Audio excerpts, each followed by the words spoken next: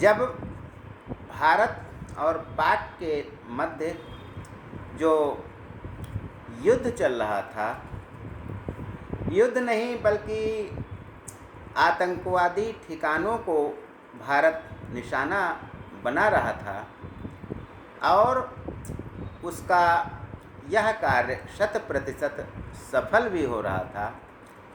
ऐसे में जब अचानक खबर आती है कि सीज फायर हो गया है, युद्ध विराम हो गया है, तो हमारे भारतीयों को एक झटका लगा कि हमने पीओके क्यों नहीं लिया, अर्थात पाक अधिकृत कश्मीर जो है उस पर कब्जा क्यों नहीं किया। यह एक झटका लगा, लेकिन इसका कारण क्या है, क्यों नहीं हम ले पाए, इस पर आज हम ज्ञानगंगा के इस 3 पत्ती कार्यक्रम में चर्चा करते हैं कि वे कौन सी परिस्थितियां थीं जिसके कारण पीओके हम इस ऑपरेशन में नहीं ले पाए। तो इस संबंध में जब हम देखते हैं तो पाते हैं कि 22 अप्रैल को जो आतंकवादियों ने किया था, हमारे पर्यटकों को मारा था, उसके बाद से हमारे प्रधानमंत्री पर, हमारी सरकार पर, देशवासियों का एक प्रकार का लगातार दबाव बन रहा था कि जैसे पहले उरी और बालाकोट के संबंध में हमने स्ट्राइक, सर्जिकल स्ट्राइक की थी, वैसा कुछ क्यों नहीं हो रहा है। एक एक दिन देशवासियों पर भारी पड़ रहा था कि आखिर बदला कब लिया जाएगा, लेकिन इसकी तैयारियां चल रही थी और कोई भी कार्य यदि हम सफलतापूर्वक करना चाहते हैं तो उसके पहले उसका सारा कच्चा काम हमें करना होगा। और कच्चा काम शुरू हो गया था, जैसे कि बरसों से चला आया है कि खून और पानी एक साथ बहता था, अर्थात हम सिंधु नदी का जल पाकिस्तान को देते आए थे और बदले में पाकिस्तान हमारा खून बहाता रहा था, आतंकवादी भेजकर यहाँ आम नागरिकों को निशाना बनाया जाता था।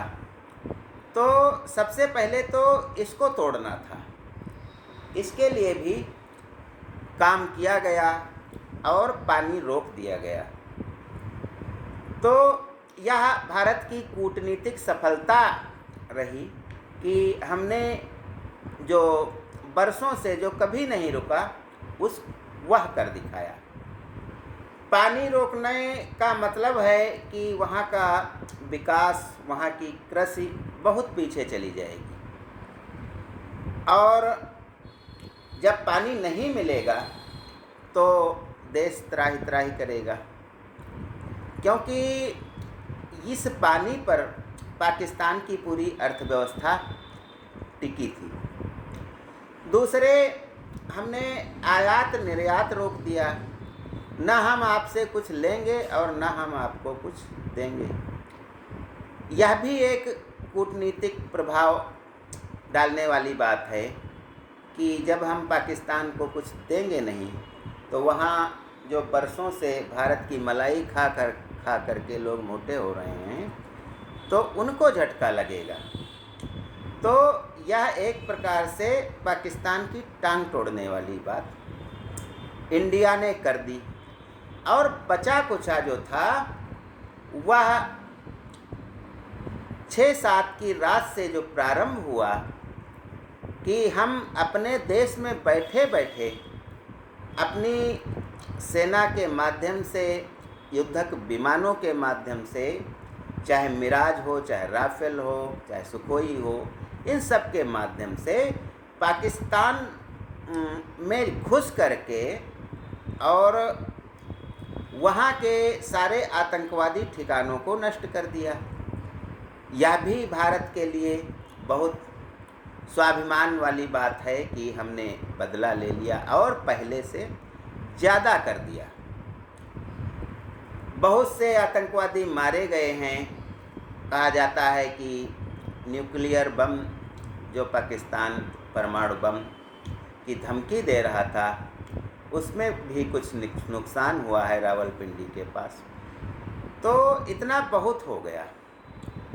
अब जो भारत के जन जन में यह बात हो रही है कि पाकिस्तान में जो पाक अधिकृत कश्मीर है वह हम नहीं ले पाए, निराशा हो रही। लेकिन निराश होने की बात नहीं है। वह इसलिए कि 15 दिन की तैयारी में हम पीओके पर हाथ नहीं डाल सकते, और हाथ यदि हम डालते तो हमें बहुत सी मुसीबतों का सामना करना पड़ता। जैसा कि यहाँ पर 1971 की बात मैं प्रसंग रूप में लेना चाहता हूँ कि प्रधानमंत्री श्रीमती इंदिरा गांधी ने मानेकशॉ को, जो उस समय सेनाध्यक्ष थे, उनको बुलाकर कहा, अपने सामने बिठाकर कहा कि पश्चिमी पाकिस्तान पूर्वी पाकिस्तान पर हमला कर रहा है और वहाँ के आम नागरिकों को मार रहा है, घरों को जला रहा है, बलात्कार लगातार कर रहा है। तो इससे निजात दिलाने के लिए हमें पूर्वी पाकिस्तान को आज़ाद करना होगा। और मानेकशॉ से कहा कि आप जो है अपनी सेना लेकर के वहाँ जाइए और पूर्वी पाकिस्तान को आज़ाद कराइए, पश्चिमी पाकिस्तान से उसका नाता तोड़ दीजिए। मानेकशॉ ने सीधी और सरल भाषा में मना कर दिया। इंदिरा गांधी मुँह देखती रह गईं कि मेरा सेनाध्यक्ष मेरी बात नहीं मान रहा है, ऐसा क्यों कह रहा है, और वह आग बबूला भी हो गई।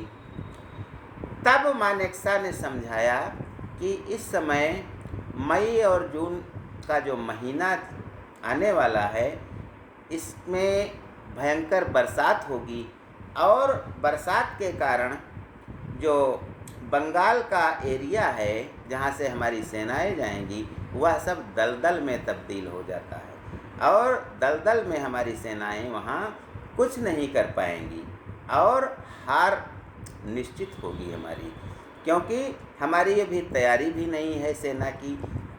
किसी देश पर आक्रमण करने के लिए जो तैयारियां होती हैं उनमें 2, 4, 10 दिन का समय नहीं लगता है, महीनों का समय लगता है। और जब बरसात निकल गई तो वही मानेकशॉ जाते हैं और पूर्वी पाकिस्तान को आज़ाद करा देते हैं। और आज़ाद ही नहीं, दुनिया में एक कीर्तिमान स्थापित करते हैं कि पाकिस्तान के 92,000 सैनिक घुटनों पर आकर के हथियार उनके सामने डालते हैं।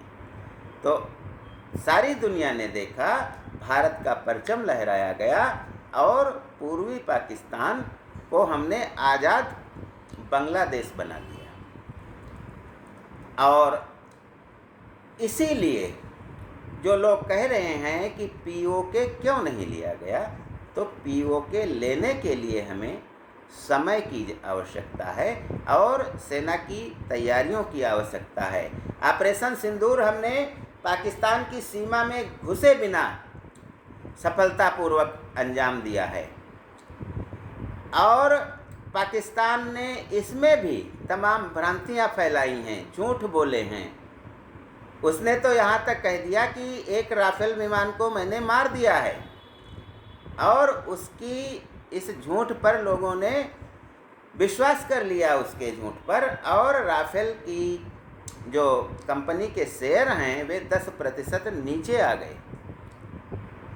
तो यह झूठ की बात रही। दूसरा झूठ की, चीन के हथियारों को सबने देख लिया है, पूरी दुनिया ने। पूरी दुनिया के सामने जो चीन एक हवा बना था वह भी ख़त्म हो गया है, क्योंकि उसके चाइनीज़ जो हथियार हैं उनमें कितना दम है पाकिस्तान को उसने सब कुछ दिया, सारे हथियार दिया, लेकिन पाकिस्तान भारत के किसी भी सैनिक कदम को रोक नहीं पाया। और उसके द्वारा जो हमले किए गए, चाहे वे गुरुद्वारे पर हों, चाहे मंदिर पर हों, चाहे यहाँ के भीड़ भाड़ वाले इलाकों, रिहायशी इलाकों पर हों, सब हमने प्रतिबंधित कर दिया, सब रोक लिया। तो इस प्रकार से यह सिद्ध होता है कि हमने इस ऑपरेशन सिंदूर से अपने देश की साख बना ली, दुनिया में मेरा नाम हो गया, हमारे देश का नाम हो गया। और यह भी चेतावनी दे दी गई है कि अगला कुछ कदम यदि पाकिस्तान उठाता है भारत के खिलाफ, तो उसे सीधा युद्ध माना जाएगा और बात पीओके पर होगी। अर्थात अगले चरण के लिए हमने यह छोड़ दिया है, पाक अधिकृत कश्मीर को लेना जो है अगले चरण के लिए छोड़ दिया गया है, क्योंकि इसके लिए बहुत सी तैयारियों की आवश्यकता होती है। ज्ञान गंगा में बस आज इतना ही। जय हिंद, जय भारत।